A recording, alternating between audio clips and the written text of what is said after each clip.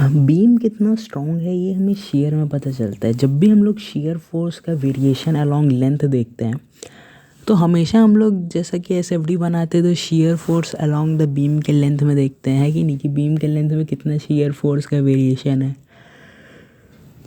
So particular plane पे भी हम shear force को अगर इंट्रोड्यूस करते हैं, अगर परपेंडिकुलर प्लेन पे भी एक shear force इंट्रोड्यूस होता है। हमने लॉन्गिट्यूडनल पे देख लिया, तो परपेंडिकुलर पे देखेंगे तो उसको बोलते हैं कम्प्लीमेंट्री shear स्ट्रेसेस। बीम को हम लोग डिज़ाइन करते हैं फॉर बेंडिंग स्ट्रेसेस और हम इसका चेक करते हैं फॉर shear स्ट्रेस। अगर हम नॉमिनल shear स्ट्रेस की बात करें तो टॉवी हो जाता है VU upon BD factored shear force upon BD। तो इफ़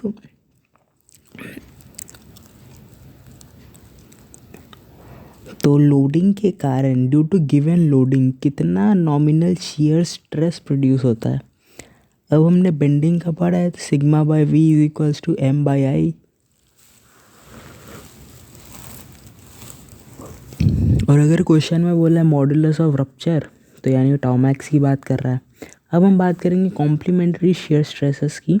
तो कॉम्प्लीमेंट्री shear स्ट्रेसेस का बेसिक मतलब यही हो गया कि अगर जब आप किसी भी प्लेन पे shear स्ट्रेस लगता है तो स्ट्रेस प्लेन के परपेंडिकुलर पर एक और shear स्ट्रेस इंड्यूस होता है of same magnitude and opposite direction.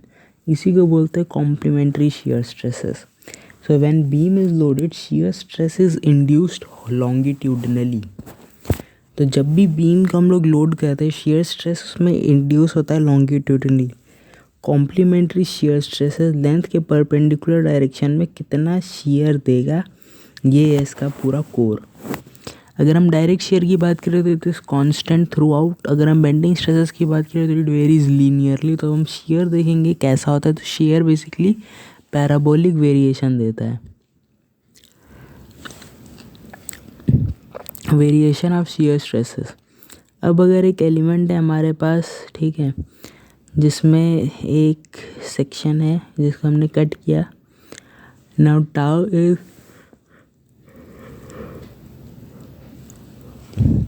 My by I and tau two is M2Y by I।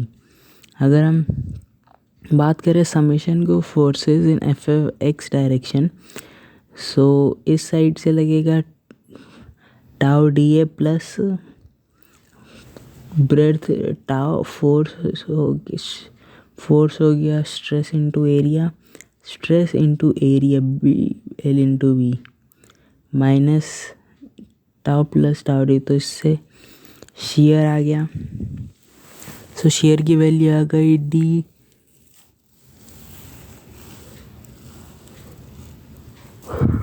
shear upon DX DA by DZ।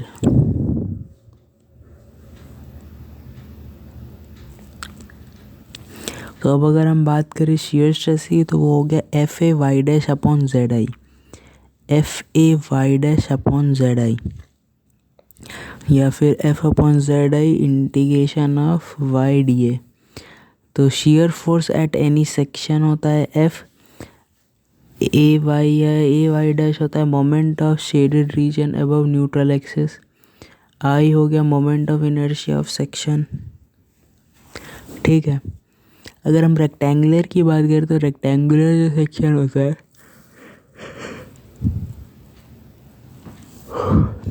अगर हम न्यूट्रल एक्सिस पे इसका निकालते हैं shear तो FA y dash B ZI। Z हो गया जिस पार्ट पे निकाल रहे हैं उसका ब्रेड्थ, तो B है वहाँ पे। I है BD³ बाई 12, A है B multiplied by D by 2 और Y डैश है जिस पॉइंट से निकाल रहे उसके ऊपर का जो भी पार्ट है उसका एरिया, और फिर उस एरिया का जो सेंट्रॉइड होगा वो है। टॉप फाइबर पे 0, बॉटम फाइबर पे 0, sigma neutral axis 3/2 average.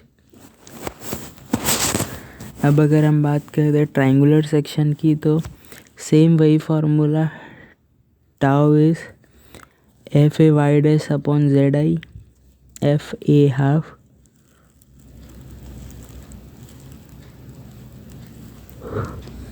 Base से H/3 नीचे से h/3 पे होता है सेंट्रॉइड और ऊपर से 2h/3 पे होता है.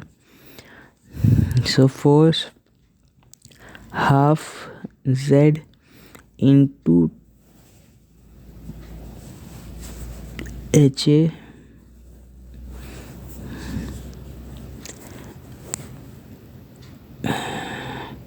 हाफ इंटू z 2h/3, उसके बाद 1/3 2h/3 अपॉन z BH³/36.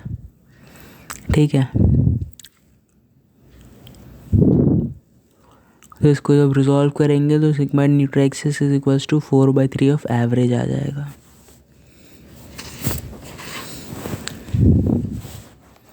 अब इसी तरह अगर हम सेकेंड पार्ट पे आ जाए तो जैसा कि हम देख रहे हैं कि अगर हम सर्कुलर सेक्शन की बात करते हैं तो tau F A Y dash upon Z I, F shear force upon Z हो गया 2r वहाँ पे न्यूट्रल एक्सिस पे, आई हो गया पाई आर 4/4, एरिया हो गया pi r square by 2,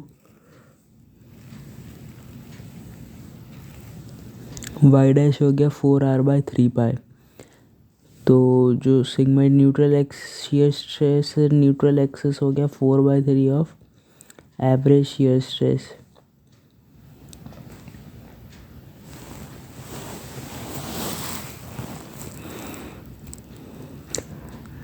so neutral axis पे 4/3 shear force by pi r square या 4/3 एवरेज ऑफ शियर स्ट्रेस. अब अगर हम रेक्टेंगुलर सेक्शन की बात करते हैं तो रेक्टेंगुलर सेक्शन में क्या होगा कि शियर स्ट्रेस जो होता है वो F A Y dash by Z I होता है. तो ये d/2 डिस्टेंस पे होता है. b हो गया नीचे से d/2 माइनस वाई, नीचे से y दूरी पे हम लोग निकालेंगे d/2 y पे. तो F A Y dash upon Z I हो गया, एफ हो गया एरिया हो जाएगा उस वाले सेक्शन का, y दूरी पे अब हम लोग निकाल रहे हैं. तो वहाँ का जो ब्रेड्थ है वो कितना है, b है. आई क्या है, BD³/12 भी है. एरिया क्या है, b into d/2 minus Y है. और उसका सेंट्रॉइड क्या है, d/2 माइनस 5/2 प्लस वाई. तो इससे निकल जाएगा. तो हम देख सकते हैं पैराबोल वेरिएशन आ रहा है. अगर हम मैक्सिमम की बात करें तो टाउ मैक्स हो जाएगा 3/2 of shear average.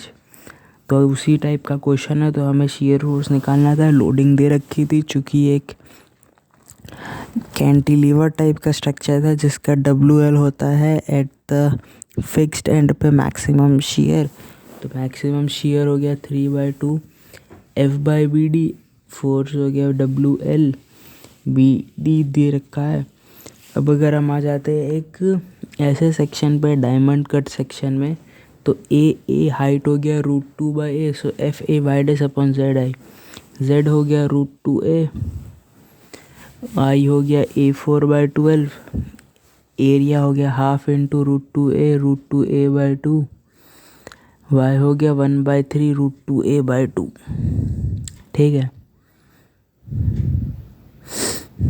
Y dash centroid होता है उसका.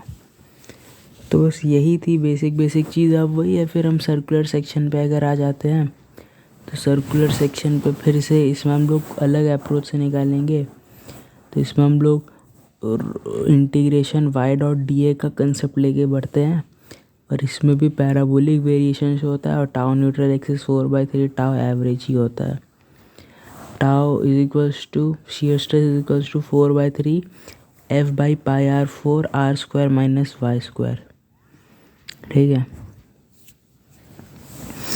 अगर हम ट्राइंगुलर सेक्शन की बात करें तो इसका जो होता है वो होता है tau is equals to F half Z2h/3 minus Y, half 2h/3 minus Y plus Y, Z BH³/36. Parabolic variation neutral axis पे 4/3 of average. So maximum shear stress occurs at a distance of h/6 from neutral axis.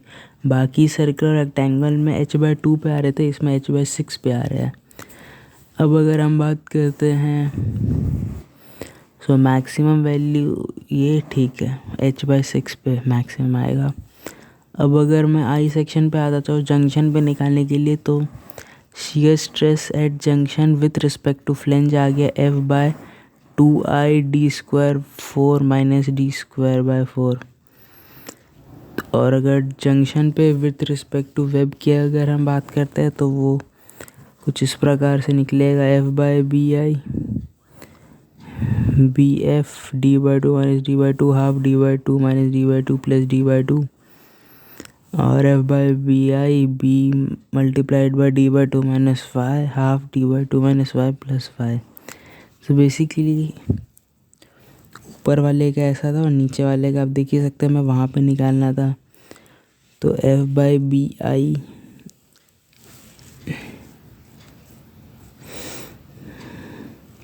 Area क्या हो जाएगा BF multiplied by d/2 minus d/2 और उस वाले part का centroid.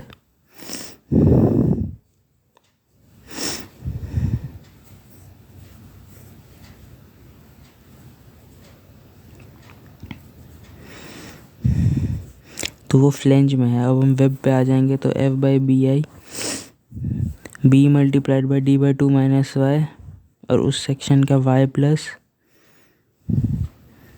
d/2 minus Y का half. ठीक है, आ गया। धन्यवाद।